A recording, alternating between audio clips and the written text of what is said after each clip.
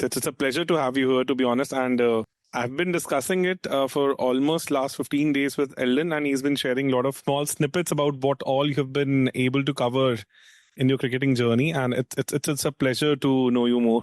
Yeah, well, likewise. Thank you very much for the opportunity. I'm looking forward to it. Definitely. And considering the fact that you'll be pretty shocked to know that the overall coaching structure in India is not that well structured, apart from like few big cities where they have everything in place, but nothing else works. So I think, so that ways, it is going to be I think a pretty enticing discussion for the audience also. So to begin with, I just wanted to have some basis like about your personal story, like how things are and everything. So yeah, so if you want to have a little bit of background or context to me as a coach and as a person, so cricket has been a big part of my life. Really, well, at school first of all, but then I was also very, very keen as a young man as a footballer. okay. And then I fell out of love with the game of football, and cricket kind of replaced what had been a big part of my life up till then. In football. So I played university cricket, and then started to get involved on the coaching side for the first time, age sort of 20, 21. And then kind of work took over a little bit, but sort of fast forward 20 years almost, becoming a parent and having two boys that were quite sporty, I found myself getting much more heavily involved in cricket coaching. And the last 12, 13 years, that's become far more than just a passion project, but something that I've become increasingly involved in, both at recreational club level, privately as an independent coach myself, and then most recently coaching the University of Manchester men's first team. Yes. Where we've got a couple of Indian nationals playing for us. And then also for the Hungarian national team, which is where we got introduced. Yes. So considering the fact that cricket is really picking up beautifully in different associate nations, but at the same time, to bring that structure from, I would say, the mecca of cricket, England, and then to basically superimpose that exact thing in a country where historically cricket was never there, but recently it is picking up and a lot of people are showing interest. Like I was pretty amazed to see that even the women in Hungary are also looking forward to cricket. So it's quite an amazing thing. And how challenging it has been for you, like considering superimposing all that that was like pretty much standard in the US, in the UK, and then bringing all that to Hungary in a different way altogether. Yeah, well, you're absolutely right to say that it's challenging, but I see that challenge as being a real positive thing. And there is no doubt there is an appetite that is growing in Hungary to play cricket, which is predominantly from expat subcontinental, either Indian, Pakistani or Afghani men and women. But the role that is mine is to introduce the game to children and to Hungarian nationals, both male and female, to start seeing what appetite there is from within the country of Hungary itself. The reality, the harsh, stark reality, and this might be interesting for your listeners in India in particular, is that there is only one outdoor cricket pitch. There's only one outdoor cricket facility in the whole of Hungary. Boy. So there are no indoor facilities at all that are cricket specific, and there's no cricket played in schools at all. So it has got a long, long, long way to go before it becomes anything more than what it is. But I'm very excited about being involved at the present moment in trying to help take that challenge on and progress cricket for everybody in the country. And this is, to be honest, pretty surprising for me because we like considering the fact that even though India is a pretty populated country, but even in the crowdest cities, you would come across many such cricketing facilities because it's been pretty much the part of the culture now and very well integrated also. So that's why having multiple facilities is pretty much, I would say, is the necessity because the kind of consumption that cricket has at the local level. So it is definitely a surprise. And considering the fact that you're starting so early, and I've heard many good things about like your programs for the younger kids, like how you're basically starting from the grassroots level and trying to bring it up from bottom to top, like integrating the school kids into your program and then giving them a proper structured way forward. So any basic insights that you would like to share, like how what exactly are the challenges, how is it different from the UK, and what are the steps that you've already taken in this direction? Yeah, well, I think there are some similar challenges, but also some different ones. Cricket is not a sport in Hungary that many people know about. So that is one of the differences between India and, say, England, for example. But in England, the number one sport, as you'll probably be aware, Deepak, is not cricket. Or, Yes. I mean, I know hockey is very popular in India too, but Yes. number one sport in the UK is soccer, is football. Yes, definitely. Anywhere in the country, you will see people kicking a football around, but you Exactly. won't see anywhere near as many families or kids outside of recreational clubs playing cricket for fun. You might see, I don't know, for every 20 families playing football, you might see one playing cricket. That's Cool. But in Hungary, there is nothing like that. So the fact that it now is ranked for the men's ICC T20 team in the 60s is quite incredible. And our ambition is to improve and progress and develop that ranking to hopefully, within 12 to 18 months, if all things go in the right direction, to improve that ranking a little bit, maybe get to around 60 or the high 50s. But you've got to put that into context with what I said before, which is that there is only one facility.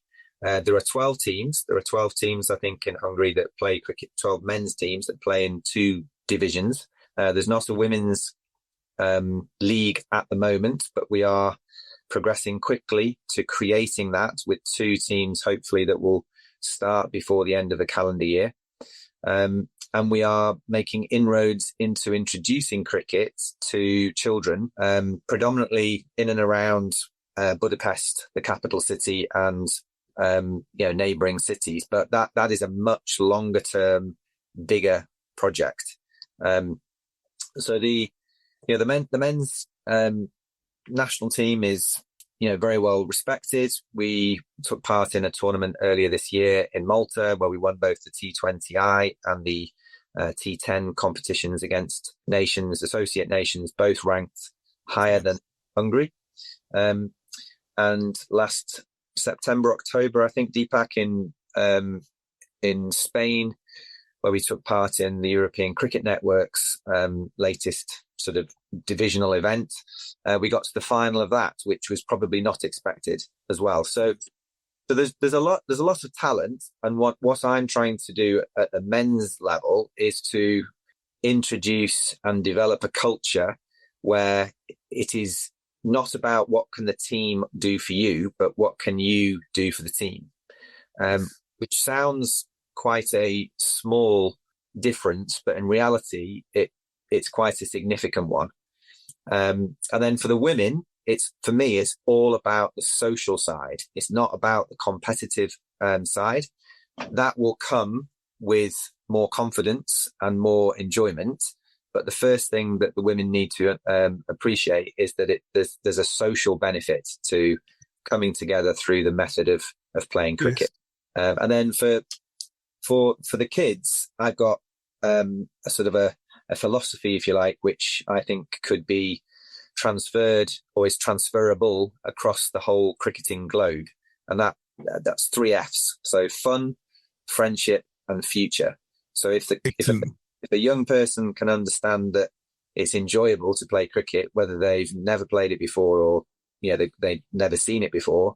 If they can see that they can make friends by taking part in the game, and they can see that there's a future for them to want to take part in it, even if it's just a case of looking forward to the next practice session, then there's great potential for growth and development. And so they're the things I'm trying to introduce in brief. And I think we can draw an analogy to the culture of football in India, because India would be ranking pretty much there. Like they are even, I think, far behind. They must be in the hundreds right now, and always like being on the fringes for good 70 years. And I could relate to it because even in football, we face this kind of a problem in India, that the grassroots level ecosystem is not that robust. And also, like the fundamentals of the coaching are not there. Like, you will be surprised to know that even in cricket, beyond the 6 to 7 major centers in India, all the metropolitans, including even cities like Chandigarh, there is not enough infrastructure, not even a proper channel that exists if you want to pursue your career in cricket. Like, for example, I'm putting up in a city called Ludhiana. It's like almost 300 kilometers away from the capital city of India, New Delhi, and it's almost 100 kilometers from Mohali, like where they have a stadium. So here also, having a proper structured approach to coaching is just not there. Like, my son goes to a coaching. It's a beautiful coaching. The guy is a certified coach from a well-reputed organization. He puts his level best. But if he wants his pupils to basically go up the ladder, the under 14s, the under 12s, and the under 16s, and then competing at a higher level, a proper structured approach is just not existing. So it's like that. If you want to do well in India, you would have to either migrate to a bigger city. For example, you know about Jaiswal. Prithvi Jaiswal had to shift from UP to Mumbai. So only then he got the eyeballs, and only then he was able to launch himself into the cricketing world. So it's almost a similar thing in India. And apart from 5 to 6 major cities, the overall structure is lacking. So that's what I thought, that with a seasoned person like you who's been working on the grassroots level, and you are facing all those challenges hands-on, I think we can also try to give little insights and structure, like how things are in an associate nation, and also can draw a parallel to that in a relatively smaller cities in India where the ecosystem is just not existing. Yeah, it sounds like there are some similar challenges outside of those major cities in India. And I have limited experience and knowledge, but I am aware that there isn't that kind of structured, holistic pathway for players, whether it be men's or women's. So I know that there are a lot of independent individual academies that are springing up in different parts of sort of urban India.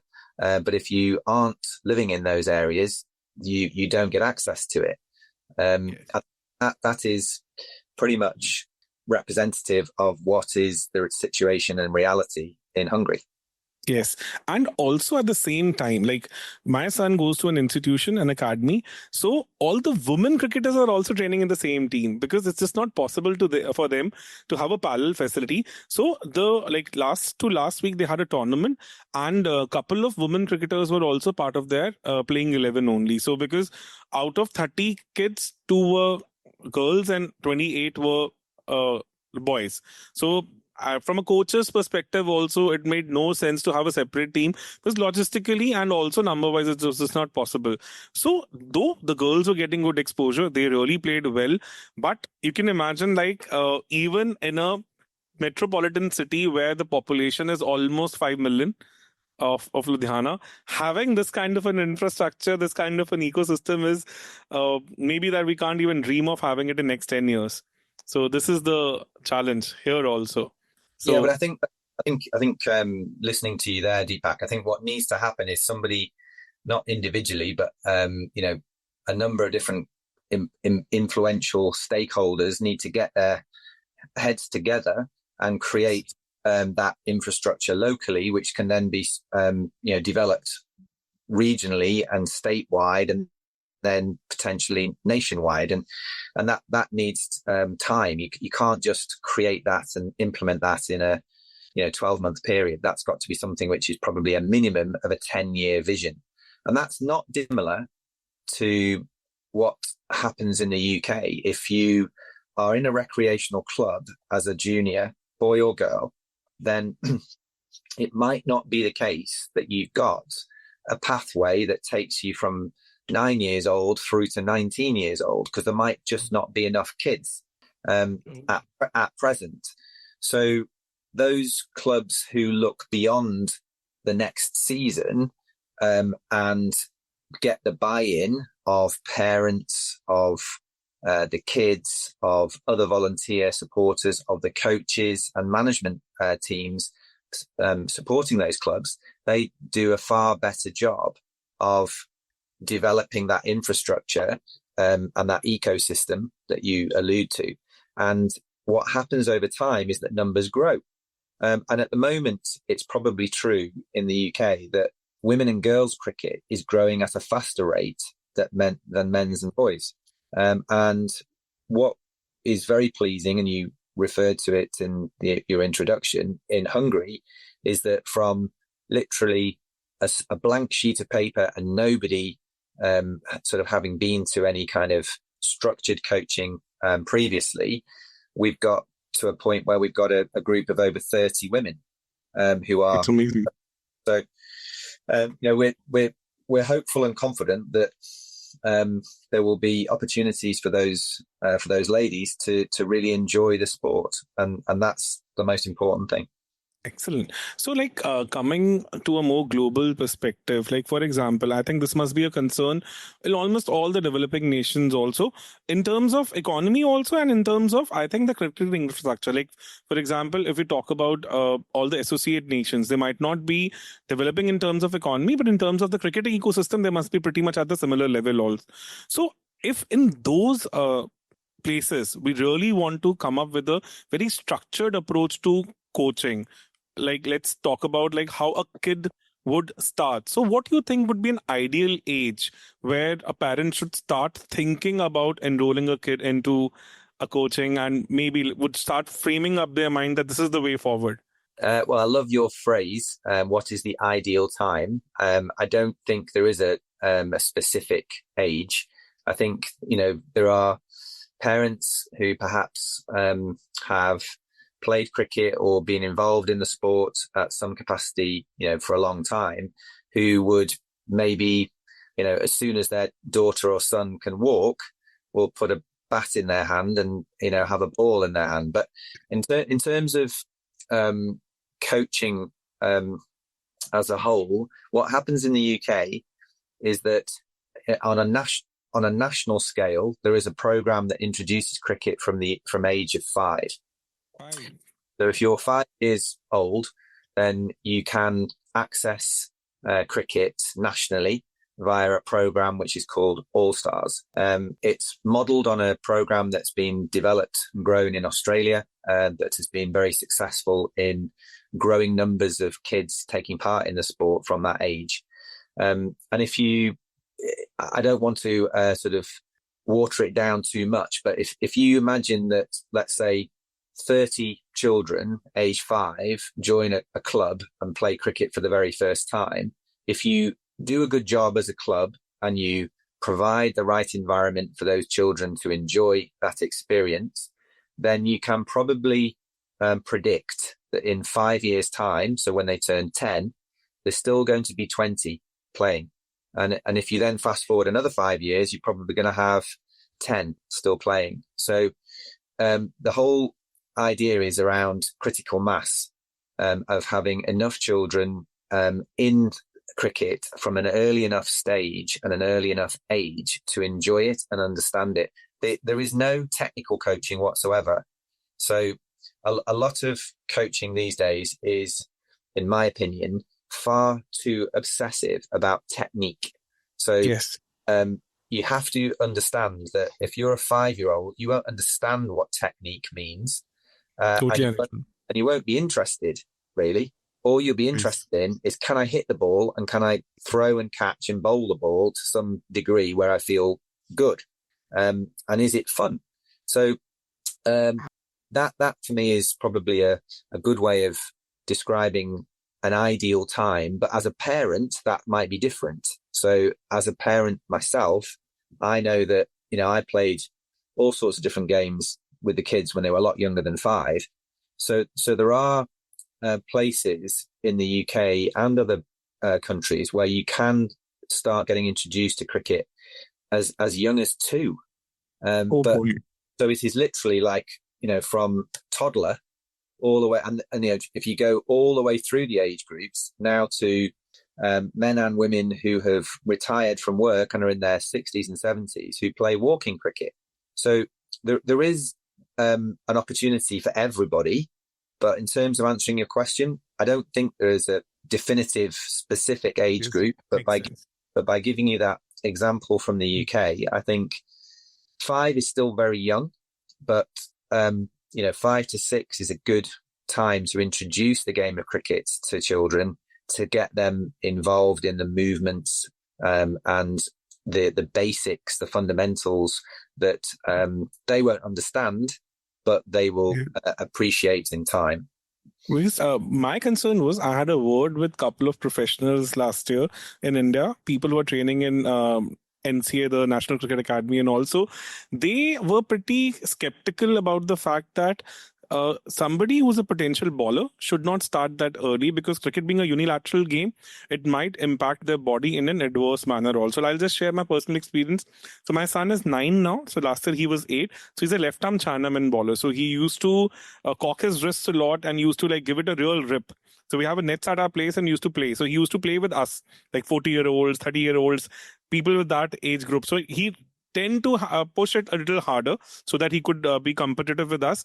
And then he had a little crack in his left wrist, and I had to see a doctor. So the doctor insisted that maybe he's just putting too much on his body. So just like all those small things, that whether it is advisable for an 8-year-old to maybe push beyond that physical limit to be a bowler, or to begin with, you can just maybe make it little relaxed, can ask them to just play with their own age group, so that all those, I think, challenges, the physical challenge of being competitive enough should not be a concern for them.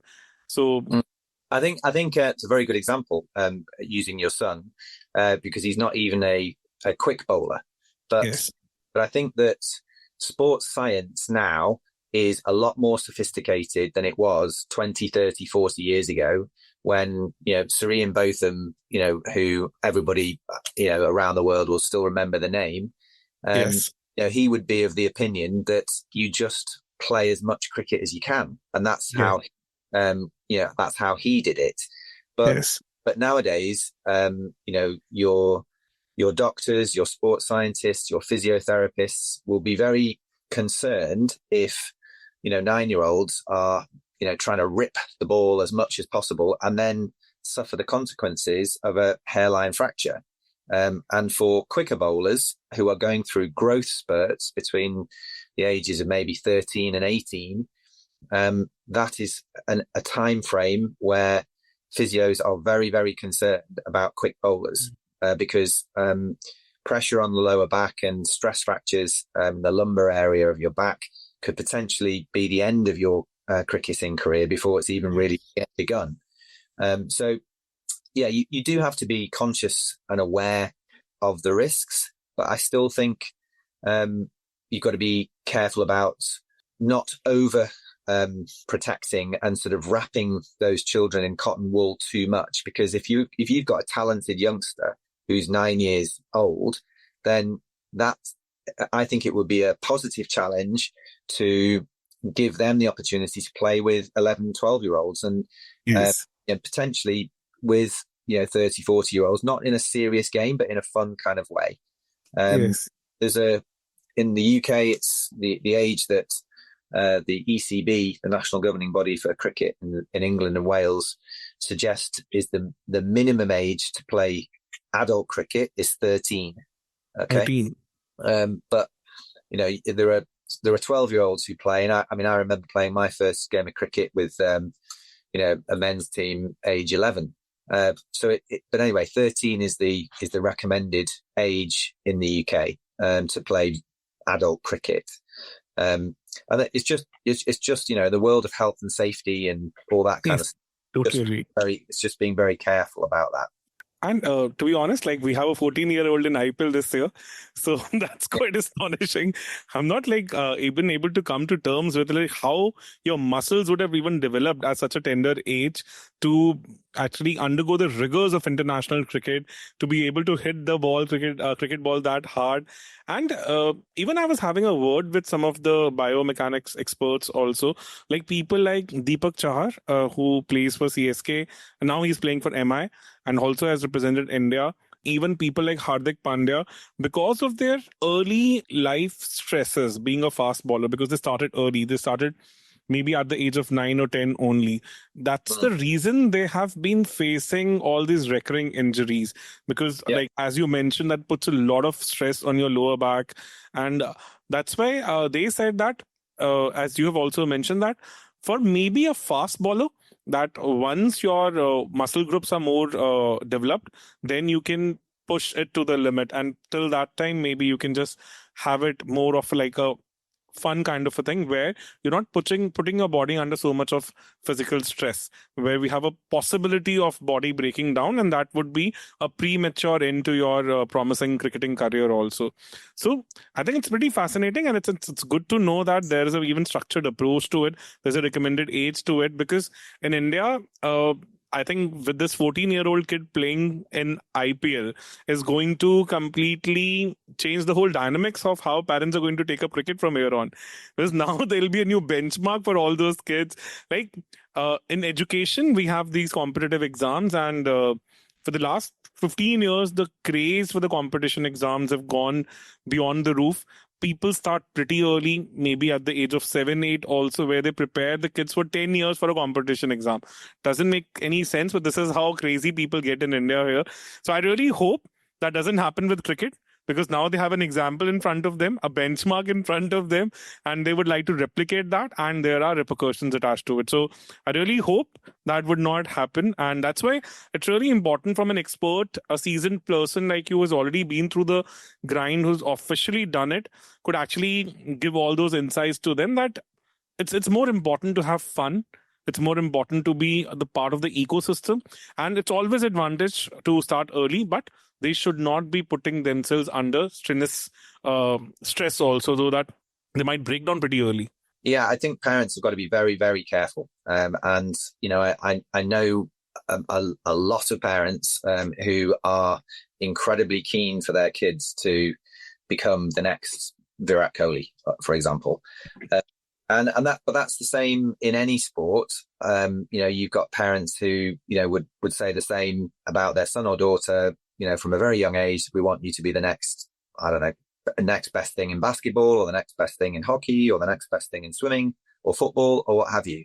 So there is absolutely nothing wrong with having a dream, but really that dream come and start from your kids, not from you as the parent. And so my best advice I ever got as a dad was, don't be your own son or daughter's coach. Yes. They don't want you to be that coach. They want you to be parent and supporter and friend.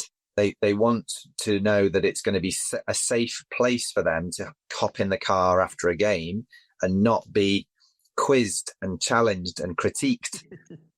So I think that's something that's becoming more and more of an issue for youngsters, with parents who are incredibly keen for them to make the most of their talent.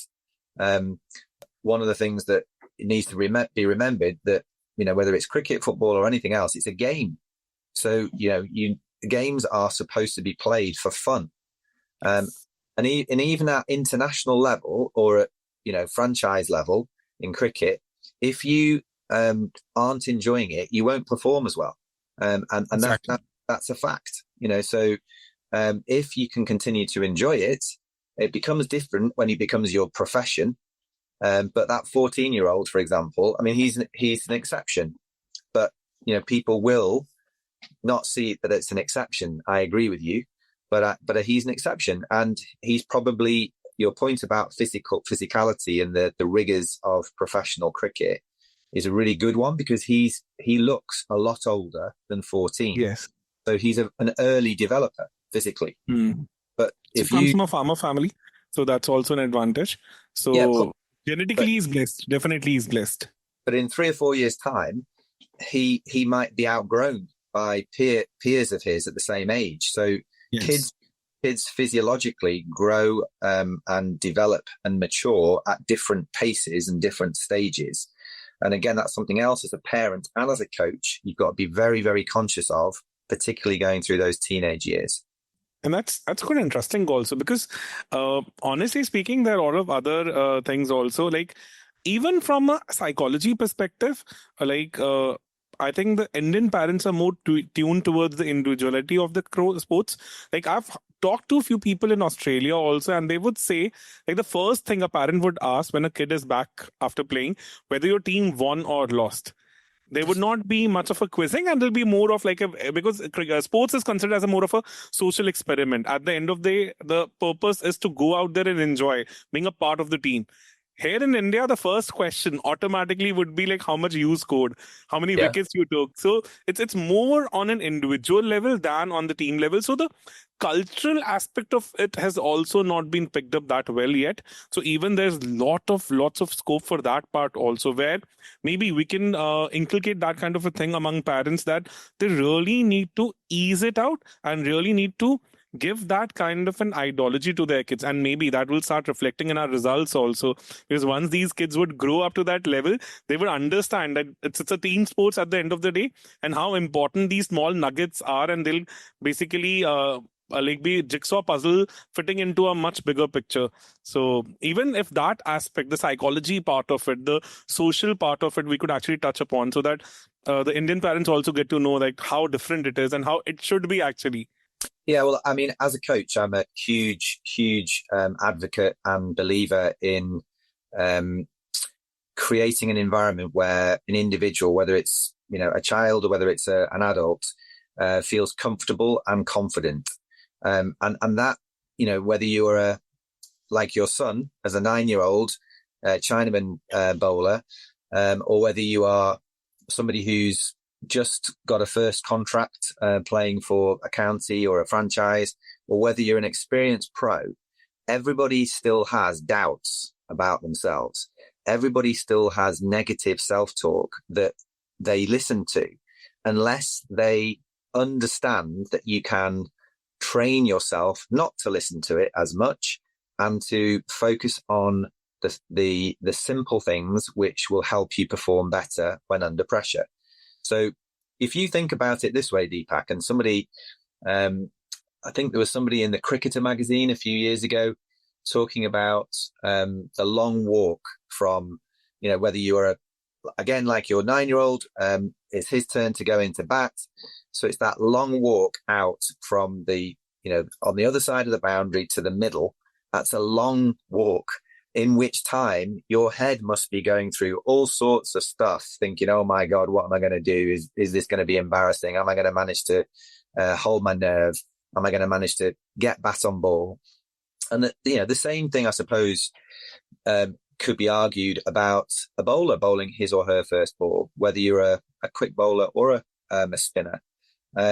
So the psychology in sports is 80% plus. It contributes 80% plus towards how that person or that player is going to perform.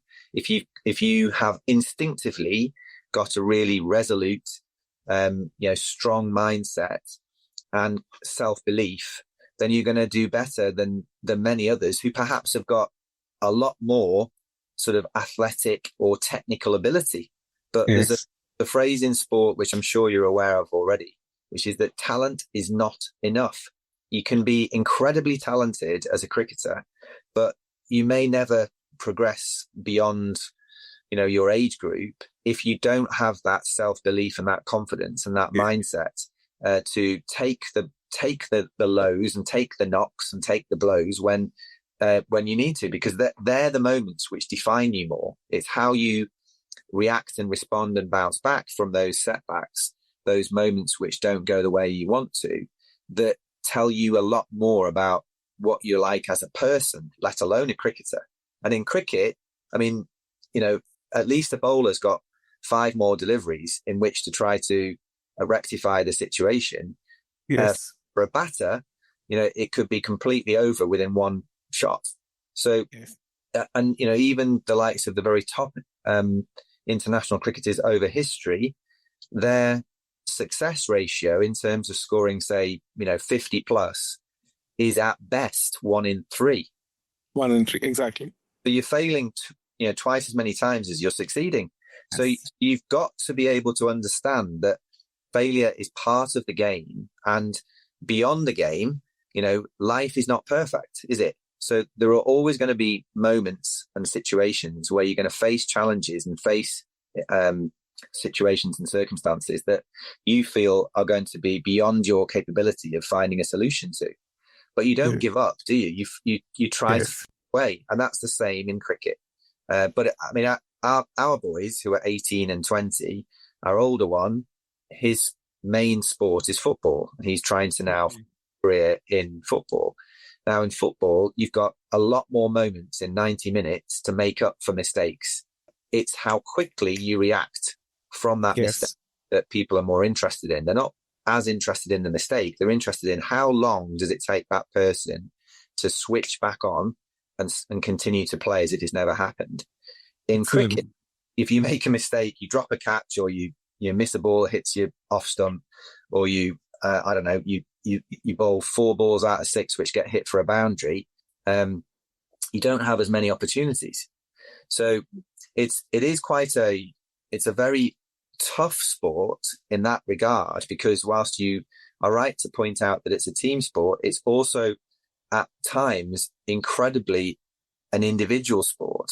And therefore you have to have that strength of character and that resilience and that mindset which is able to deal with those situations and those challenges, or else it's not going to be fun, and you're not going to enjoy it. Totally understand that, and totally agree with that also. And I think even this is how I think I could actually understand and could actually envision also, with you having so much of exposure, so much of insights about things, would be the perfect person to take up cricket forward in a country like Hungary, where you've already mentioned that the challenges are pretty unique, something different from what you have encountered in the past also.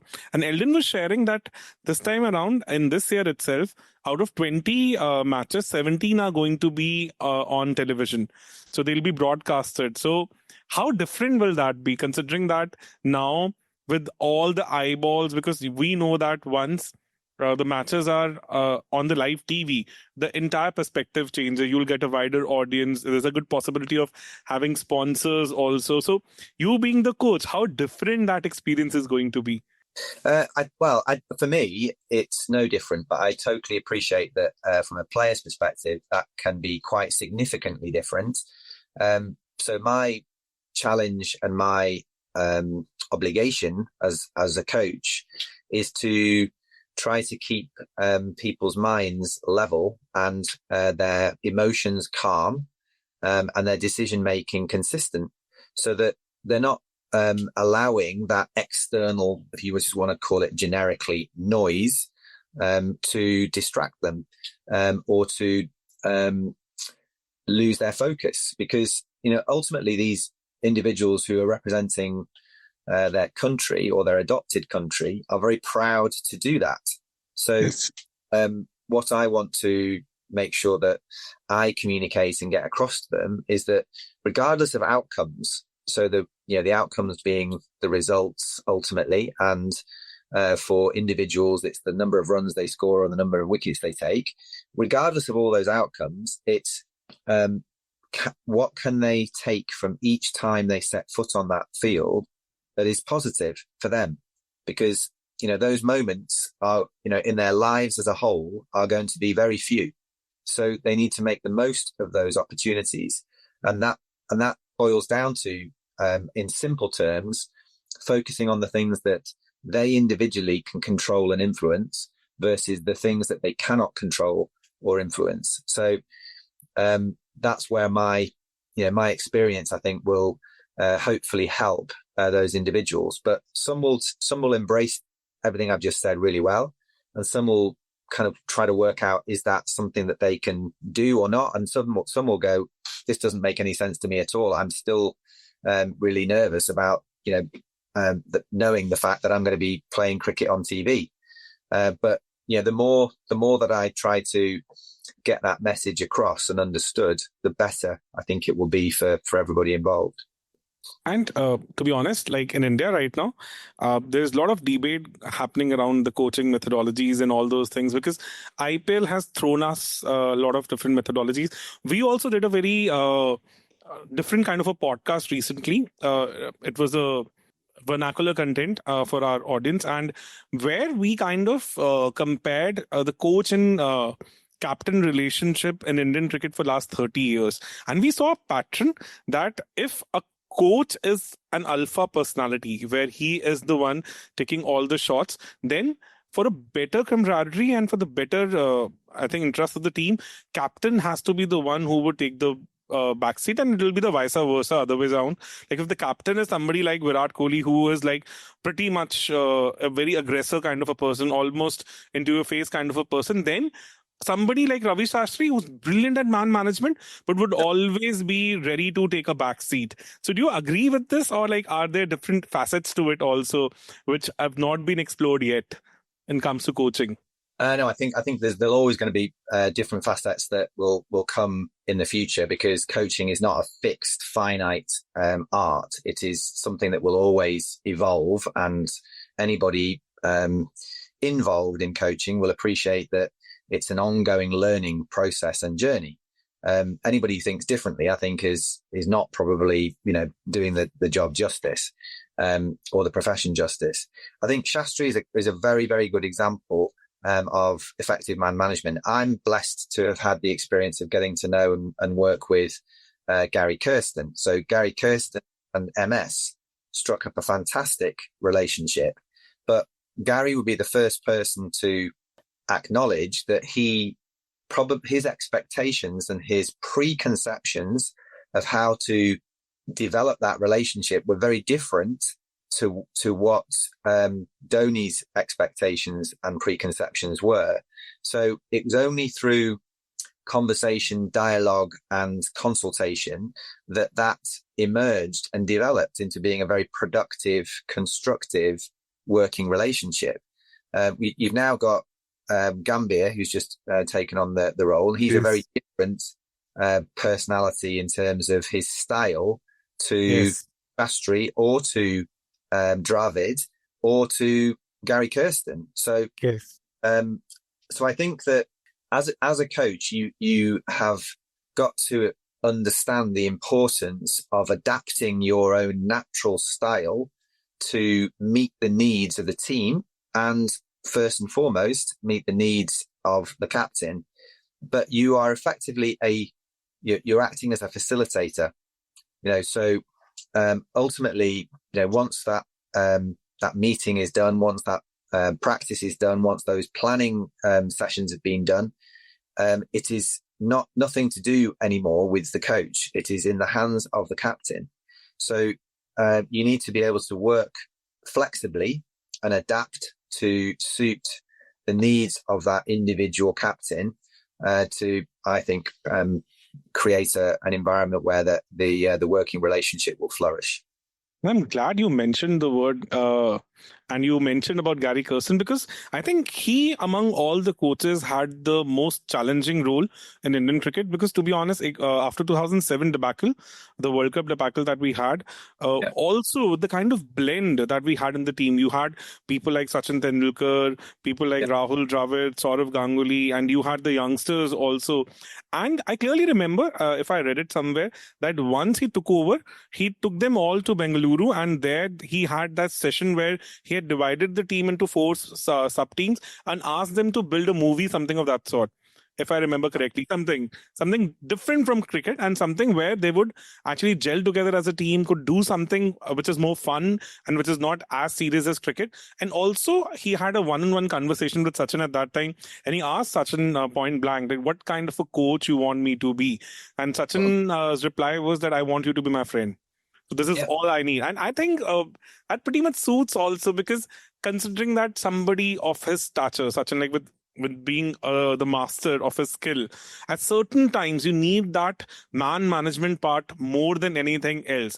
There would be technical flaws also where you would want your coaches to intervene to maybe give you certain insights, but at the same time having that compassion, having that empathy for your legends also is quite a challenge. And I think Gary Kirsten just handled that beautifully. The way he became the part of the culture and he also kind of assimilated into the team, it was heartening, and it was something which had never been seen in the Indian cricket. John Wright to an extent did that, but I think Kirsten took it to a completely new level altogether. So I'm really glad you mentioned that, because I have read a lot about that and really been inspired with the kind of personality he is. Yeah, I think he's a very humble and very empathetic, like you rightly describe, individual, and he's somebody who I think will also describe himself as naturally curious. So I when I first heard that word, him using that word, I was fascinated, because I would describe the word or define the word as interested. Curious kind of goes beyond interested a little bit. I think his curiosity is about finding a way to connect with somebody individually, so that he is in a better place to then facilitate their development, their growth, their performance. And that, I think, is exceptional as a kind of a philosophy in the way of coaching. And I think sometimes people get lost in trying to be two different things, too many things to too many people. And you've got to focus on the basics of person to person.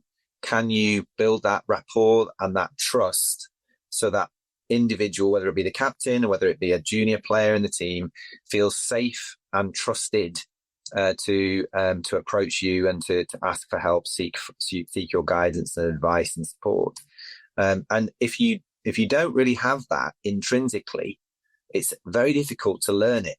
So you can, but I think you have to intrinsically understand the importance of every individual being different. And first and foremost, it's not just about them as cricketers. It's them as people. So I think that's massively important. Something that, I mean, outside of cricket, I do a lot of work as a leadership development coach. And so intrinsically, I've got that interest, that curiosity in people. And I think that helps when it comes to, wearing my cricket hoodie or whatever. Brilliant. And one latest trend we've seen in this IPL, that we have seen even football kind of coaching also, like where I was just watching this match of Gujarat Titans yesterday, and Ashish Nehra is one kind of a coach who would always be on the fringes, giving all the micro instructions to the bowlers, like stick to the hard lens, stick to this, stick to that. So you think so this is the way forward for cricket, like where it'll be more similar to how football runs? The football managers are always actively involved in, or is it just like one of the methodologies that would also exist or coexist with what all we have seen all these years? So like how the things would be in future? I don't know the answer to that, but I think it's quite refreshing to see someone like Ashish Nehra behave the way he does when the camera pans to him, because he's not somebody who sits down and doesn't say much. It's almost like he's living and breathing it, and wants to relay that. I think, from a personal perspective, and the guys in Hungary will relate to this. So I'm very similar to that. But you've got to be careful, because if you give the impression that your emotions are getting the better of you in an unconstructive way, then that can have a very detrimental effect on the players that are out there on the field. So you've got to still retain a certain degree of calmness. And for someone like Nehra or myself, that's a challenge, but that's something that I'm sure he's aware of.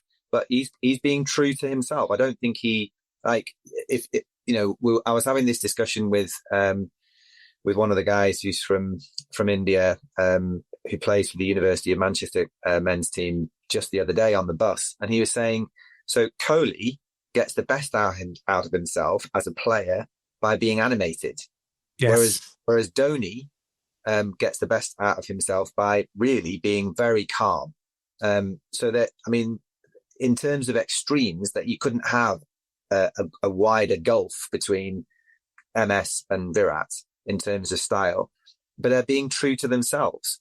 So I think that Ashish Nehra is a great example of being authentic in his leadership style. I don't think he's putting on an act. I think No, that's no, no, not at all. Not at all. Not and to be honest, among the Indian audience, they're really appreciating it also because at the end of the day, GT is giving them the results. That's the fourth season, and among those four seasons, three times they are pretty much in top two. So they're getting the results also with that methodology. That's the only reason everybody, like I have been asked this question multiple times during our live sessions, during our Discord interactions. Like, is it the way forward for cricket? Like, we are getting more closer to how football runs, where like managers and coaches are taking all the shots, and maybe the role of captaincy is getting diminished, or maybe somebody who might not be that good tactically as a captain, but might be good at man management, can also be then given a full-time captaincy role because there is somebody from the outside who's able to control the show and is able to bring in that tactical brilliance on field. So is it like going to happen that ways? I think there will be more examples, but I don't think, again, it's a finite thing. I think you will have examples that will work well, and then you'll have examples that don't work so well, and people will be going, should this be the right way forward? I think if you, again, go back a long time to that period when Botham was at his best, the England captain at the time was a guy called Mike Brearley. And Mike Brearley probably would not have got picked as a player. He wasn't good enough. His average as a cricketer, international cricketer at the time, there were many others that were better. But what he excelled in was exactly the kind of stuff that we've just been talking about in terms of empathy, man management, people, leadership. He was exceptional at that. So he was able to bring out the best of people at moments which mattered most. And that's what captaincy and leadership on the cricket field requires. Making those decisions in the key moments of the game where if you get it wrong, it potentially means that you're going to be on the wrong side of the result. If you get it right, it's going to take you closer towards getting the win. So I think it's an ever-evolving area and a really interesting one for me personally too, to see how the coaching style evolves, but also the role of captaincy and how that continues to evolve. And that's a very interesting one for youngsters as well, because you can't say at 9 years old whether your son is going to be a natural captain, and you won't be able to tell when he's 13 or 14. But by the time they get to 15 or 16, if they are still enjoying the game and playing, you will have a good idea then as a coach as to whether that leadership, that communication, that decision making, problem solving, empathy, all of those skills, which if you remove the fact that we're talking about cricket, could apply to lots of different areas in life, you'll be able to understand. So there's definitely a lot more to it than just one or two key component parts. And yes, and to be honest, like Darren Sammy is a classical example. It took West Indies to 2 titles, and maybe just purely on the basis of skill as a player, he might not have qualified to be in that team, considering that they had such superstars in that era. And considering like how West Indies cricket dominated T20 cricket world over during that period. But considering the amalgamation that they have of different island nations coming together under a single flag, which might not be even having a political identity, and then a person like Sammy became even more important, who could actually understand different cultures, languages, and could bring them together under a single flag, which we know only exists for cricket, because it is not even having a political parallel to it. It is not even significant in that aspect. Also, even in Commonwealth Games now, we see different island countries representing themselves as different nations altogether. So totally understand and totally resonate with that kind of an ideology also. And even with RCB, like Royal Challengers Bangalore, this time around, the Rajat Patidar, their captain had not captained at any level. So they gave him that clarity at the end of the last season itself that there's a high possibility that we might pick you up as a captain. So he went back to his state team where like Chandrakant Pandit, who's actually the coach of KKR, was there, had a word with him that I want to lead a team. And then he became the captain of Syed Mushtaq Ali team of Madhya Pradesh and grew in that role during that tournament, and which helped him in this IPL also. And we've seen the results and the positives of that particular activity. So in that case, my question is like, how a management or a coach would be able to identify that whether this guy with no prior experience of ever captaining even a state, even I would say junior team, would be fit to lead such a big franchisee? So what are the personal traits that they would have seen in them? I think it is different for different people. But I think, I was talking to somebody just earlier this week about a young man who's studying business at university in the UK, and he's just coming towards the end of his first placement year, so an internship, if you like, in the world of work. So he's never had this experience before. So I was talking to his supervisor, his line manager, with the young man on the same call, and I think once you have spent a certain amount of time with somebody in a work situation and potentially, know a little bit about them socially, you will get to understand what their interpersonal skills are like.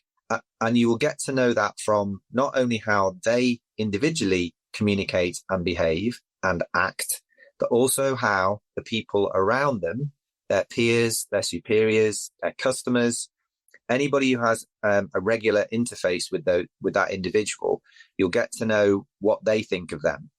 And if the impression is consistent, which it sounds like in the case of the captain for this year's RCB, it must have been, then I think you've got the basis for making a good decision that person is going to be an effective captain or effective leader.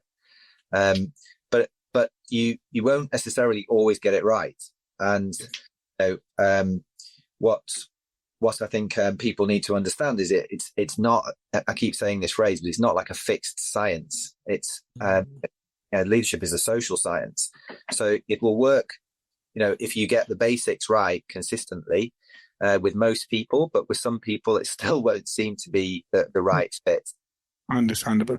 And considering the fact that Dinesh Karthik was already the part of the team, even as recent as the last year, and now he is at the helm of things at RCB. So is that thing also a factor? Because he would have seen all those things in the dressing room, being the part of the team, would have all observed those micros while basically taking this call, and would have contributed to the fact that he kind of saw that even managing people like Virat Kohli was something coming naturally to a person like Patidar, and would have accelerated that thing. Or it is just like, as you mentioned, it can be a reason, but might not be a fixed reason also. I think you've again very perceptively come up with probably a key part of the reason, because I don't know, never met Dinesh Karthik, but he comes across as somebody who has got that intuition, he's got that empathy, he's got that understanding of people, and that quality around what makes the right ingredients to create the right recipe for success when it comes to leadership. So I would say he's probably played a big part in that. So I think it's a very perceptive observation by you. And coming back to your question, considering that Hungary is a pretty, I would say, recent cricket setup, and somebody who has been part of the cricket in UK, which is a more organized setup. And I think the challenges, certain grassroots level concerns might not have even occurred to you before coming to this place. So how different were they in the last 6 months? And how do you see them getting shaped up in next 5 years? Like, what would be the vision plan going forward?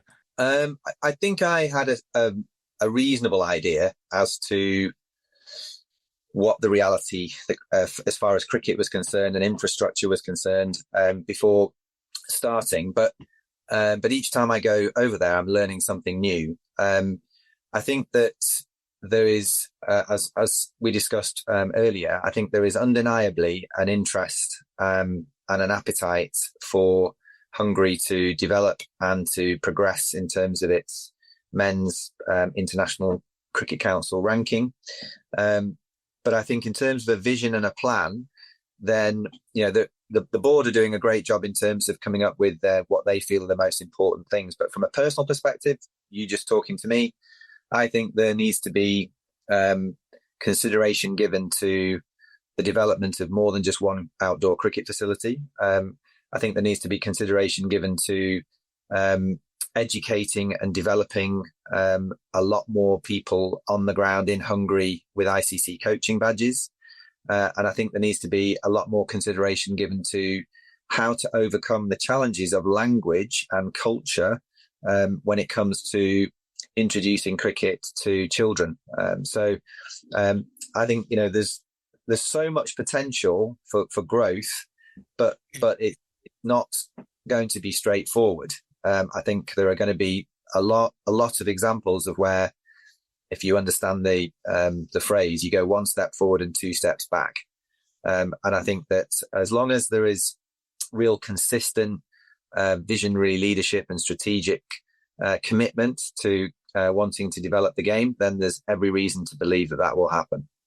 Definitely. And I would definitely like to give a shout out to our members, also to our viewers also, that since the expat population in Hungary is also becoming pretty considerable now, and there's a big IT boom, and with so much of visibility as far as matches are concerned, with 17 of the 20 matches getting televised, I think it is also a very good potential market for upcoming IT companies where they can maybe start sponsoring the cricket national team of Hungary, and then they can maybe integrate with the bigger ecosystem. Because I was having a word with Eldon also, and he was mentioning the way how the latest technologies and all those things are also becoming part of the households of average Hungarian citizens. So they are embracing the technology very much. So the adoption for technology is amazing, and it kind of amalgamates really well with cricket also. And I think both the things can go together beautifully. And also, I really hope that this becomes the model for other such associate nations also, because I personally worked in Switzerland for a year way back in 2008. So I was putting up in a small city called Baden, which was like 20 kilometers from Zurich. And I saw those similar things, like culture for football at a very young age was there, but there's a beautiful structural approach to it. So for as far as cricket is concerned, I clearly remember I had visited the facility of Switzerland cricket team once. It was in Bern, if I remember correctly. And they were still struggling. At that time, also in 2008, they were struggling to basically bring all the pieces together. So I could relate to it, that it's almost the same in all the upcoming associate nations. And it's tremendous, the kind of efforts, the kind of, I would say, the passion, the knowledge people like you are bringing on table. So it's good to know that the vision is clear. You really want to take it forward. Any other challenges, anything that you would like to address? Maybe if we have a couple of minutes more and we can discuss around that. I think we've covered pretty much all the bases of the challenges that associate nations face. I think ultimately it's about financial resource. So, a bit like you saying that in India, it's not joined up outside of a few of the major cities. That's probably the same challenge, that without investment, it's going to be very difficult for things to be developed and progressed. So I think that your point about, some of your listeners and viewers who work in the tech industry, maybe looking at the potential of sponsorship. I think independent private sponsorship for countries like Hungary who are wanting to develop the game is certainly an opportunity and an avenue to explore to see whether that can make a difference. Because I think undoubtedly it would. Because I think it's probably the case that private investment or independent sponsorship will facilitate that progress quicker than coming from national government within those respective countries, of which Hungary is one. where cricket is not anywhere near the top of the priority list.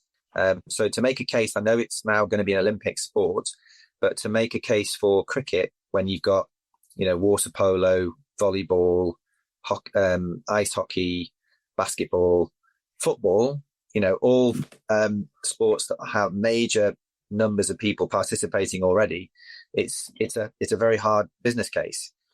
So I think probably private investment and private sponsorship is definitely an area to explore further.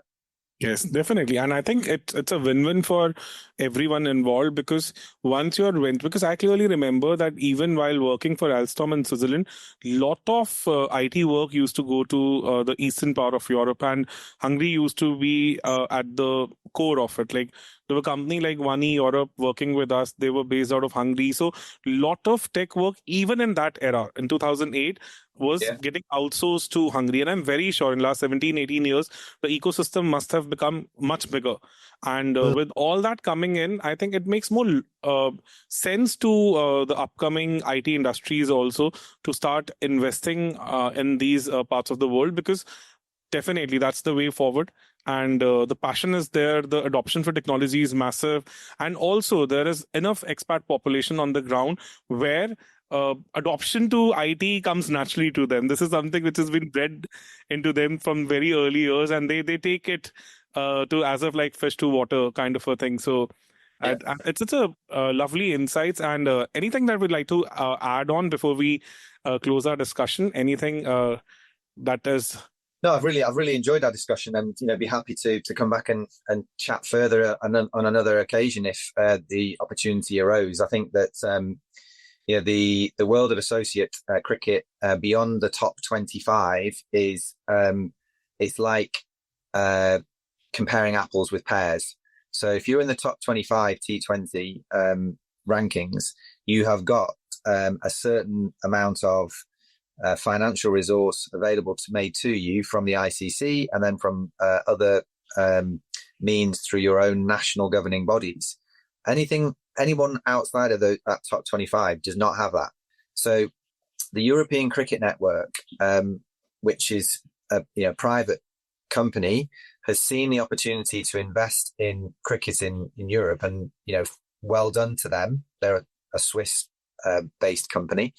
And they're the ones who predominantly facilitate the live stream and media coverage of all the cricket that takes place across the continent of Europe.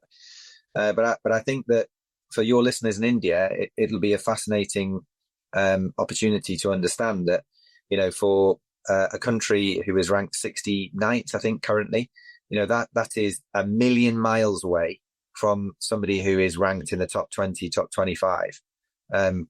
And just by describing the fact that there's only one outdoor cricket facility, says it all, really. Yes.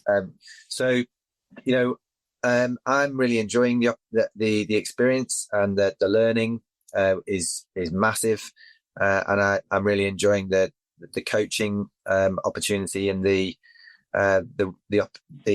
experience of providing support and guidance to those who have got this real appetite, as well as this vision for growing the sport of cricket that we all love. Amazing. And I really wish that we see Hungary coming up the ladder. And I'm very sure with the kind of inputs, the kind of clarity that you have, and with all the years of expertise, and also the passion that I saw that, because I could imagine you drawing that parallel with Ashish Nehra. I could actually envision you circling around the stadium, interacting with your players. And I'm very sure with that kind of eccentricity, that kind of passion, that kind of energy, and soon we will start seeing Hungary as a more common feature in all the top global ICC tournaments. And I think that will be the best way forward, because they'll get the eyeballs through that, and definitely the funds and the ecosystems and the XYZs of the cricket would also flow in automatically. And it was an amazing experience, amazing learning experience. And I'll keep sharing my questions on the group also. And whenever the opportunity arises, I would love to have you again for our audience, because we are dealing with an expat population also. A lot of audience also. People are there from different parts of the world who are settled in UK, US, Australia, Ireland. So they would be also interested in knowing all these insights, because they would be really, I think, fighting it hard to build a parallel ecosystem of theirs in their respective countries, so, or their adopted homes, I would say. So I'm very sure they are going to get a lot of insights from this. Well, I hope so too. And if for anybody who wants to reach out directly via you or come to me, don't find me online. I don't really use YouTube or X, so I'm predominantly on Instagram under the handle at cricket_coach365. So my brand name is Cricket Coach 365. Yes. So if you let your listeners and viewers know that, that's the best way of connecting with me. And we have a podcast as well, which is all around coaching, which is called Tom Talks Junior Cricket Coaching. So if you guys listen to that, that'll be amazing. But Deepak, thanks ever so much for the opportunity. I really, really appreciate it, and I've really, really enjoyed it. So thank you. Pleasure is all mine, and it's a pleasure to know you so well, and really looking forward to your inputs going forward also. Thank you so much. Thank you. Thanks a lot.